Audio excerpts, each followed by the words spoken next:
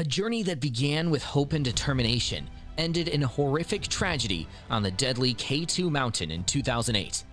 K2 is the second highest mountain in the world after Mount Everest. It's called the Deadly Mountain, since one out of all 4 climbers that attempted to climb its peak have died. Wilco van Rooijen and his team were about to face the biggest challenge of their lives, and they had no idea what was waiting for them. K2, also known as Mount Godwin-Austen, is located in the Karakoram region on the border of Pakistan and China. It stands at 28,251 feet, or 8,611 meters, and it's considered one of the most challenging mountains to climb. In 2008, a team of climbers led by Wilco van Rooijen set out to summit K2. The expedition began in early July, and the team spent several weeks acclimatizing and preparing for the climb. On August 1st, Wilco and a group of climbers left Camp 4 and began their final ascent to the summit.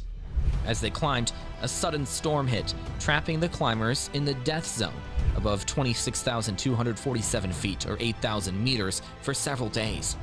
During this time, several climbers became separated from the group, including Wilco. Despite the extreme conditions, Wilco managed to survive the storm and made it back to base camp, where he reported the tragedy. Unfortunately, 11 climbers did not survive the storm, including Ger McDonald, the first Irishman to summit K2, and 3 other members of Wilco's team. It was the worst disaster in the history of K2 climbing.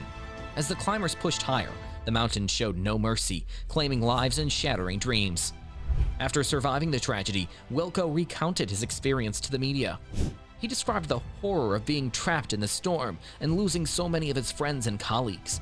He also spoke about the difficulties of mountain climbing and the inherent risks involved. Van Rooijen said several expeditions waited through July for good weather to scale K2 and decided to go for the summit when winds dropped on Friday. In all, about 24 climbers made the ascent, officials said.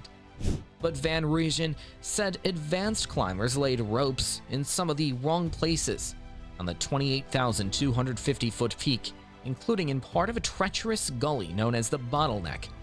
We were astonished. We had to move it. That took, of course, many hours. Some turned back because they did not trust it anymore, said Van Rooijen, 40. He said those who went on reached the summit just before nightfall, as the fastest climbers descended in darkness across the bottleneck, about 1,148 feet below the summit. A huge serac, or column of ice, fell. Rooijen said a Norwegian climber and 2 Nepalese Sherpas were swept away. His team was split up in the darkness. It was not clear how they all died. At least 2 fell on their way up the mountain before the avalanche. Van Rooijen said after the avalanche, there was a whiteout on the mountain, meaning clouds had descended, making it virtually impossible to see the precipitous route down. But he pushed on as he was starting to suffer snow blindness. Expedition leader Wilco van Rooijen had been proclaimed missing after having spent the night in a bivvy at 8,300 meters together with Marco Confortola. But thanks to a satellite phone call, he was subsequently retraced last night between camps 4 and 3 on the Sesson route by Van de Gevel and Pemba Sherpa. Van de Gevel, Van Rooijen, and Confortola had previously managed to climb past the bottleneck and reach Camp 4 on K2's shoulder, despite the fixed ropes having been swept clear by a serac fall. Today, the 2 descended to base camp, helped by the other Dutch mountaineers who carried out a great and courageous rescue operation.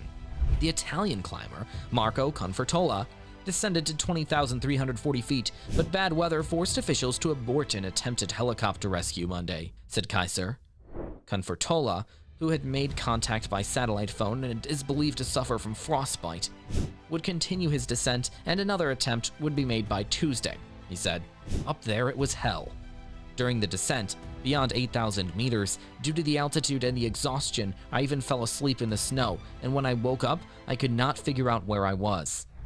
The last survivor of the deadliest mountaineering disaster ever to hit the world's second highest peak was rescued by a helicopter Wednesday, nearly 5 days after the tragedy, a Pakistani army said. Van Rooijen and 3 members of his support team were taken from a K2 base camp and were on their way to a nearby town, Farouk Feroz said. It's a miracle Wilco survived after being in the dead zone. Normally, that would have been a sure death. Wilco's survival after being in the dead zone serves as a powerful reminder of the strength and resilience of the human spirit. Despite facing immense adversity and being in a situation that seemed insurmountable, Wilco refused to give up and fought to stay alive.